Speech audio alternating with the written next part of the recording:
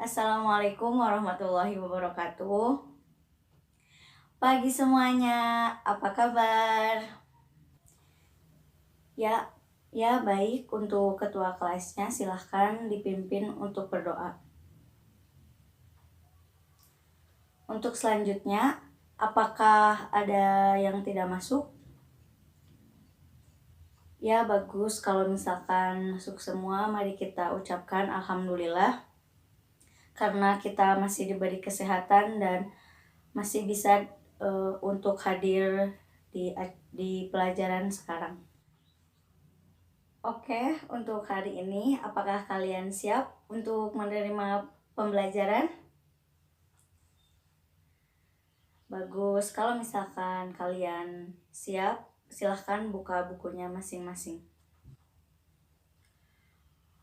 Untuk pembelajaran hari ini, kita akan membahas tentang perubahan sosial dalam masyarakat. Apa itu perubahan sosial? Dan apa perubahan sosial itu berkaitan dengan apa yang berdampak berubah dalam masyarakat? Oke, baik, sekarang kita akan menjelaskan tentang definisi perubahan sosial menurut beberapa tokoh. Oke, yang pertama yaitu menurut Selo Sumarjan.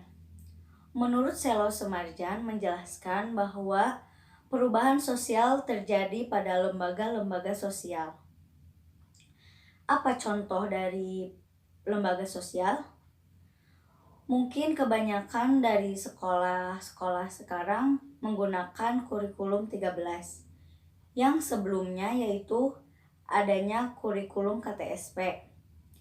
Nah, apa pengembangan kurikulum 13 itu?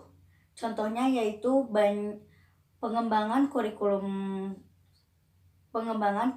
13 bagi lembaga sosial yaitu berdampak pada guru, bahkan kalian sebagai siswa, dan tentunya pada proses pembelajaran di dalam kelas maupun di luar kelas. Yang kedua yaitu menurut Kingsley Davis. Menurut Kingsley Davis menjelaskan bahwa perubahan sosial terjadi pada struktur dan fungsi sosial. Apa itu struktur dan fungsi sosial? Nah, struktur sosial yaitu susunan dalam masyarakat. Sedangkan fungsi sosial yaitu tentang status dan peran. Oke, kita ambil contohnya yaitu di era modern saat ini kedudukan perempuan dan laki-laki itu sama di dalam masyarakat. Perempuan mempunyai kesempatan yang sama dalam karir dengan laki-laki. Artinya, dalam perubahan pada status dan peran saat ini, antara laki-laki dan perempuan itu seimbang. Oke, untuk yang ketiga, yaitu menurut MacIver. Menurut MacIver, yaitu perubahan sosial terjadi pada hubungan sosial dan keseimbangan sosial. Apa itu hubungan sosial dan keseimbangan sosial? Hubungan sosial adalah kita bisa bahasakan yaitu tentang interaksi sosial. Nah, keseimbangan sosial itu tentang berwujud dalam konflik sosial. Interaksi sosial kita sudah belajar di dalam kelas 10. Kita ambil contohnya, yaitu mungkin dari kalian pernah melihat atau mendengar berita tentang konflik antara ojek online dan ojek pangkalan. Di sini dibuktikan bahwa transportasi online muncul di masyarakat itu menimbulkan pertentangan yang dilalui oleh ojek pangkalan. Nah, inilah artinya bahwa perubahan sosial menghasilkan suatu hubungan dan keseimbangan sosial yang terganggu sehingga muncul konflik sosial. Oke, untuk penjelasan tentang definisi perubahan sosial menurut para tokoh. Ada yang ingin bertanya atau kurang paham? Nah, selanjutnya yaitu bentuk-bentuk perubahan sosial. Nah, setelah kita memahami tentang definisi perubahan sosial, selanjutnya kita akan memahami tentang bentuk-bentuk perubahan sosial. Sebelumnya, perubahan sosial itu dibagi dengan beberapa kategori dan pembagiannya. Yang pertama, yaitu berdasarkan waktu. Itu ada evolusi dan revolusi. Yang pertama, evolusi, yaitu lambat. Yaitu perubahan evolusi terjadi dalam waktu dan tempo yang lambat. Contohnya, kalian mungkin tidak merasakan sistem barter dalam ekonomi dalam kehidupan. Sistem barter pernah diterapkan pada masa tradisional, yang artinya sistem pertukaran ditentukan oleh barang. Jika kalian ingin membeli sesuatu, membeli barang, nah kalian membayarnya dengan barang kalian juga. Nah, kemudian berkembang menjadi sistem alat tukar menjadi uang.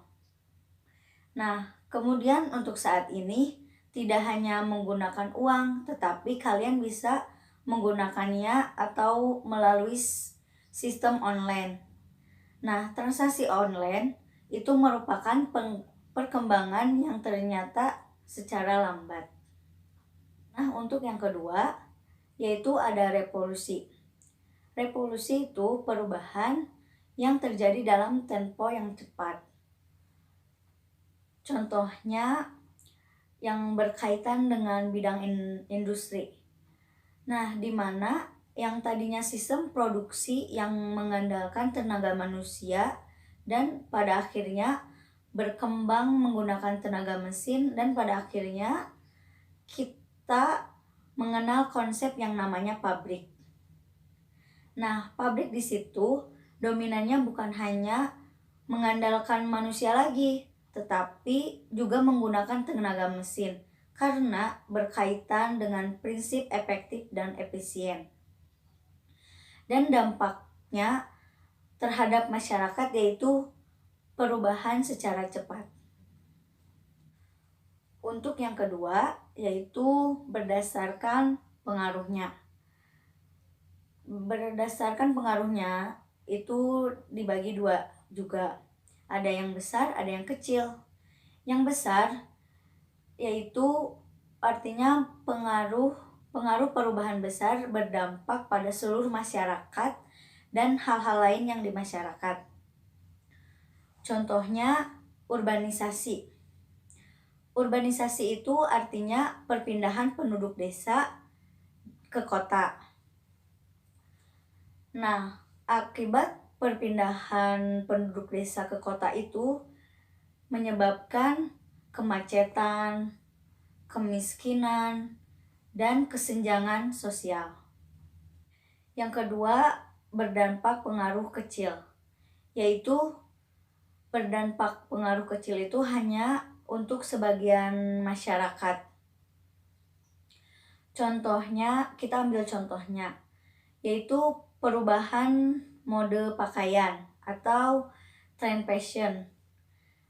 Nah, perubahan tren fashion itu hanya diikuti oleh orang-orang yang mengikuti tren fashionnya tersebut. Yang ketiga, yaitu berdasarkan sudut pandang masyarakat. Sudut pandang masyarakat itu ada perubahan dikehendaki dan tidak dikehendaki. Nah, yang pertama perubahan dikehendaki, yaitu perubahan yang diharapkan masyarakat memberikan dampak positif.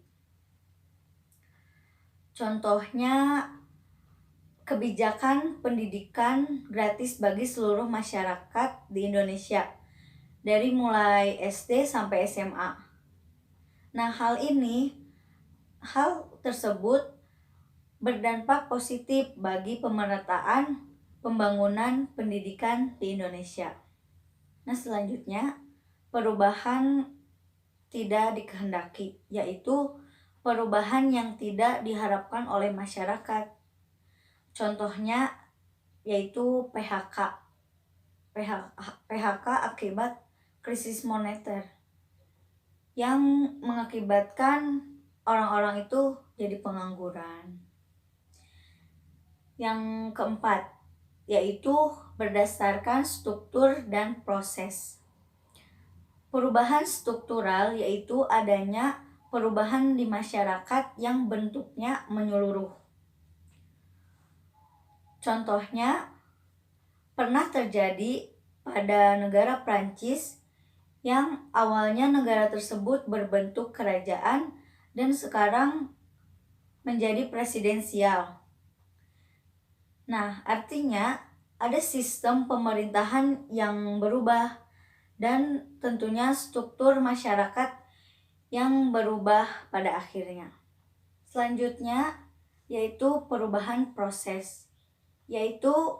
Perubahan proses merupakan perubahan yang bersifat melengkapi dan menyempurnakan. Contohnya, pada perubahan kurikulum yang tadinya kurikulum KTSP menjadi kurikulum 13. Yang artinya ada penyempurnaan di setiap pengembangan kurikulum tersebut. Ya, mungkin cukup sekian pertemuan hari ini. Sampai jumpa di pertemuan berikutnya. Assalamualaikum warahmatullahi wabarakatuh.